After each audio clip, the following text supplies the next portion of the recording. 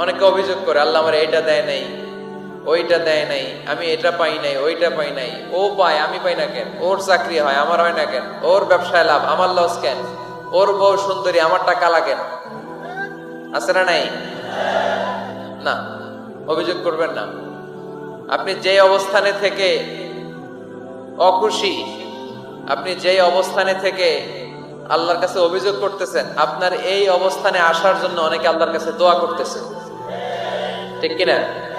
কিন্তু আপনি এই অবস্থানে খুশি না। অনেকে এই অবস্থানে আসতে চায়, তাদের স্বপ্ন যে তারা একদিন আপনার স্থানে আসবে, কিন্তু আপনি আপনার জায়গায় থেকে খুশি না। এজন্য উনজুর ইলা মান হুয়া আসফালা মিনকা, তোমার চেয়ে যে খারাপ অবস্থায় আছে তার দিকে তাকাও, তাহলে তোমার মনের দুঃখ ঘুচিয়ে দিবে কে?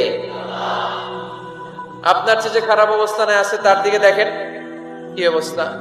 আপনি এইটা চান, ওইটা চান, কত কিছু লাগবে আপনার। হসপিটালে যে দেখেন ক্যান্সারে আক্রান্ত রোগীদের কি অবস্থা দেখেন। ক্যান্সার যার নেই কোনো অ্যান্সার, বাঁচবে না সে। ওরে যে জিজ্ঞেস করেন, ভাই আমি তো বাড়ি চাই, গাড়ি চাই, আমার অনেক অভিযোগ, আমি এটা চাই, ওটা চাই, তুমি কি চাও? ক্যান্সার আক্রান্ত রোগীটা বলবে, আমি কিচ্ছু চাই না, আমি খালি বাঁচতে চাই। ক্যান্সার আক্রান্ত রোগীটা কি চায়? শুধু কি চায়? বাঁচতে চায়। আর আমাদের অনেক কিছু লাগবে। এজন্য বেঁচে যে আছি এই জন্যই আলহামদুলিল্লাহ। শ্বাস প্রশ্বাস যে নিতে পারতেছি, বেঁচে আছি, অনেক দিয়েছে প্রভু, আর কিছু লাগবে না, আলহামদুলিল্লাহ পড়েন। চাওয়ার কোনো শেষ নাই, আছে? লাউ আন্না লিকুল্লি ইবনি আদম ওয়াদিয়ান মিন যাহাব আহাব্বা আইয়াকুনা লাহু ওয়াদিয়ান ওয়া লা ইয়ামলা ফাহু ইল্লা তুরাব। প্রত্যেক বনি আদমকে আল্লাহ তাআলা একটা করে স্বর্ণের পাহাড়ের মালিকও যদি বানিয়ে দেয়। কিসের পাহাড়? সবাই বলেন। দেখছেন শরীয়তপুরে? শরীয়তপুরে নাই স্বর্ণের পাহাড়? কোন দেশে আছে? সৌদি আরব। স্বর্ণের পাহাড় নাই, স্বর্ণের খনি আছে। স্বর্ণের পাহাড় এই পৃথিবীতে হবে না, স্বর্ণের পাহাড় পাওয়া যাবে জান্নাতে, ঠিক কিনা? প্রত্যেককে যদি আল্লাহ একটা করে স্বর্ণের পাহাড়ের মালিকও বানিয়ে দেয়, তারা আরো একটা স্বর্ণের পাহাড়ের মালিক হতে চাই। আচ্ছা বুঝে শুনে উত্তর দেন তো, আল্লাহ যদি আমাকে একটা স্বর্ণের পাহাড়ের মালিক বানিয়ে দেয়, আমার 14 পুরুষ এই পাহাড়, স্বর্ণের পাহাড় কেটে কেটে ভেঙে ভেঙে বিক্রি করে খেয়েও এই পাহাড়ের অর্ধেকও কি শেষ করতে পারবো? তাহলে আরেকটা লাগবে কেন? স্বভাব, ঠিক কিনা? স্বভাব কে? তো একটা স্বর্ণের পাহাড়ের মালিক যদি আমি হই, আমার 14 পুরুষ খেয়েও শেষ করতে পারবে, তারপরেও আমি আরেকটা কেন চাই? স্বভাব। আল্লাহর হাবিব বললেন এটা স্বভাব। ওয়ালা ইয়ামলা আফাহু ইল্লা তুরাব। কবরের মাটি ছাড়া কোনো কিছুই তার এই জিহ্বাটারে থামাতে পারবে।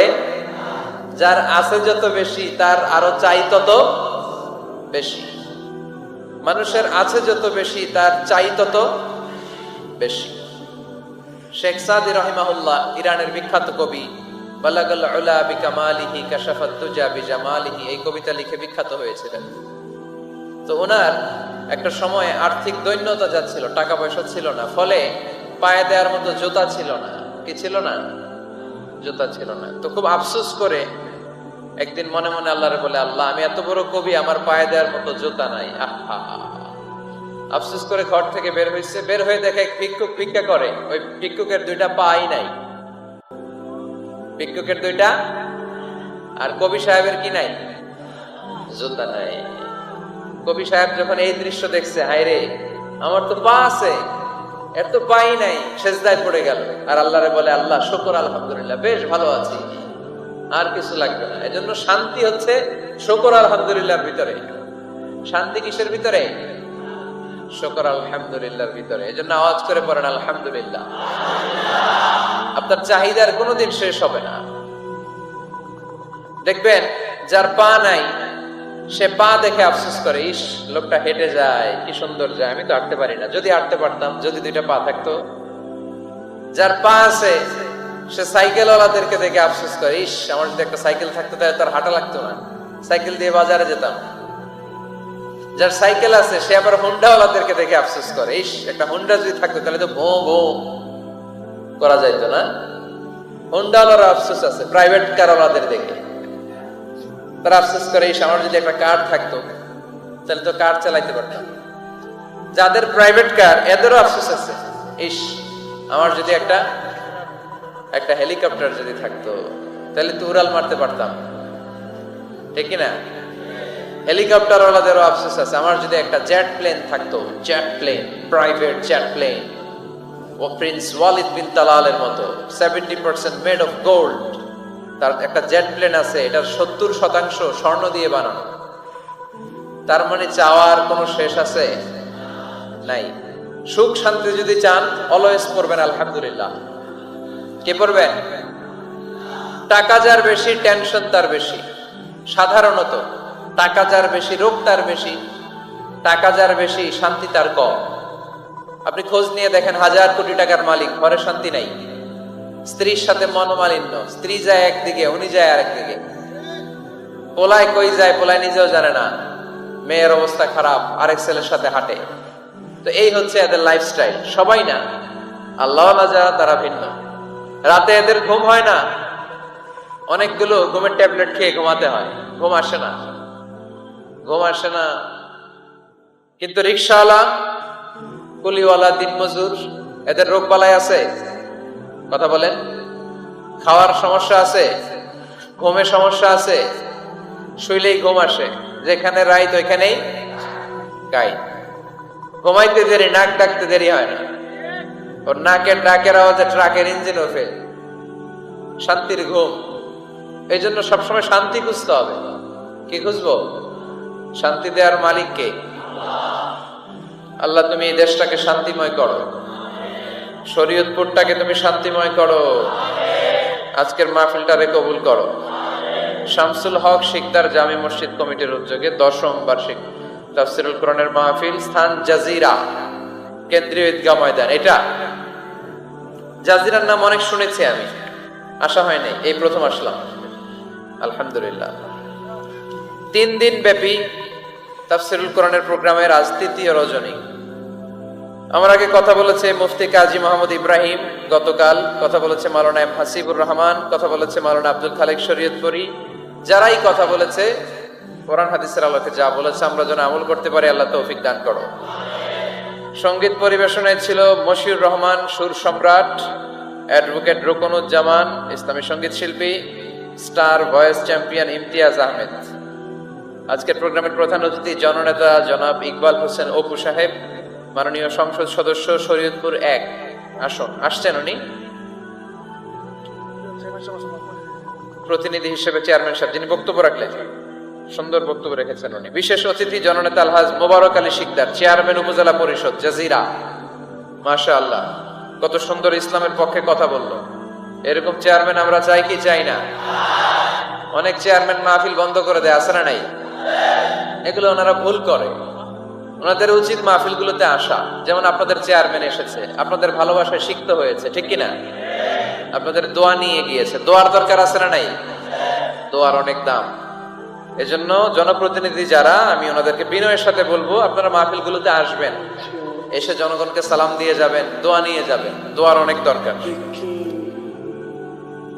অতিথি হিসেবে আরো আছে জনাব মোহাম্মদ ইউনুস ব্যাপারী, জিএম নুরুল হক সাহেব, মোহাম্মদ ওমর ফারুক সাহেব। যারাই এসেছে আল্লাহ সবাইকে কবুল করো। বিশেষ করে আমার যুবক ভাইদেরকে আল্লাহ তুমি কবুল করো। সৈয়দনা ওমর ফারুকের মতো ইসলামের বীর সেনানী হিসেবে কবুল করে নাও। পর্দার আড়ালে মা বোনদেরকে আল্লাহ তুমি কবুল করো। আম্মা জান আয়েশা রাদিয়াল্লাহু তাআলা আনহা, খাদিজাতুল কুবরা রাদিয়াল্লাহু তাআলা আনহার মতো মহিয়সী, গরিয়সী, নেককার নারী হিসেবে কবুল করো। আসুন আমরা সরাসরি কোরআন থেকে শুনি, কারণ কোরআন থেকে শুনলে বরকত বেশি না কম?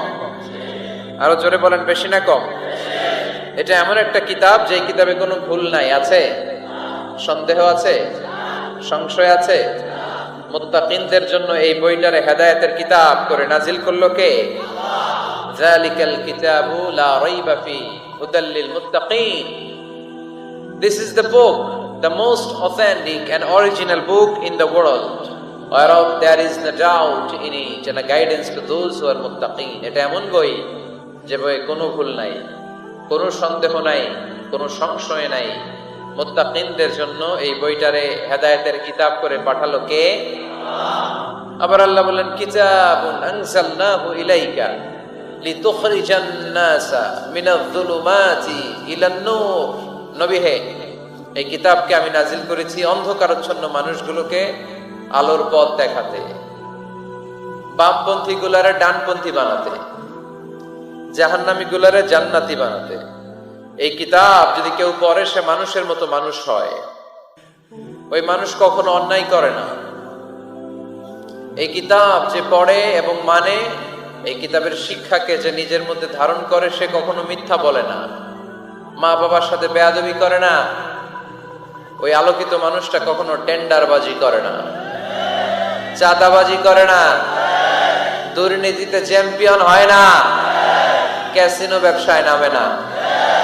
এই কোরআন যারা বুকে ধারণ করে এরা কোনোদিন পেঁয়াজের দাম বাড়ায় না। জোরে বলেন ঠিক কিনা? এরা কখনো তাদের কোনো কাজে জনমানুষের ক্ষতি করে না। এরা সব সময় কল্যাণের পক্ষে, এরা মানবতার পক্ষে। এরাই হচ্ছে আলোকিত মানুষ, ঠিক কিনা? মানুষ হওয়া পৃথিবীতে বড় কঠিন। খালি চোখে যা দেখেন এগুলো মানুষ না, এগুলো জনসংখ্যা। এগুলো কি? এজন্য বলা হয় বাড়ছে জনসংখ্যা, কমছে মানুষ। বাড়তেছে কি, কমতেছে কি? মানুষ। গরুর পেট থেকে বেরোলেই ওটা গরু হয়ে যায়, ছাগলের পেট থেকে বেরোলেই ওইটা ছাগল হয়ে যায়, মুরগির পেট থেকে বেরোলেই ওইটা মুরগি। কিন্তু মানুষের পেট থেকে বেরোলেই ওটা মানুষ হয় না, ওটার মানুষ বানাইতে হয়, তাই না? আবার গরুকে কেউ কোনোদিন বলে না এই তুই গরুর মতো গরু হ, বলে? শরীয়তপুরে আপনারাও বলেন না? ছাগলরে কেউ কোনোদিন বলছে এই তুই ছাগলের মতো ছাগল হ। কিন্তু মানুষকে বলা হয় তুমি মানুষের মতো মানুষ হও। কোরআন পড়লে মানুষের মতো মানুষ হওয়া যায়, ঠিক কিনা? এই দুনিয়া এখন তো আর সেই দুনিয়া নাই, মানুষ নামের মানুষ আছে দুনিয়া বোঝায়। সেই মানুষের ভিড়ে আমার আসল মানুষ নাই, ঠিক কিনা? আসল মানুষের বড় অভাব। মানুষের মতো মানুষ খুঁজে পাওয়া দুষ্কর। এই কোরআন এসেছে আমাদেরকে মানুষের মতো মানুষ বানাতে। এজন্য এই কোরআন থেকে শুনলে লাভ না লস? কোরআনের সাথে আমাদের সম্পর্ক বাড়াতে হবে। প্রতিদিন কোরআন তেলাওয়াত করতে হবে। আপনারা করেন? হ্যাঁ, আজকে করছেন কারা কারা দেখি? মাশাআল্লাহ, মাশাআল্লাহ, হাত নামান।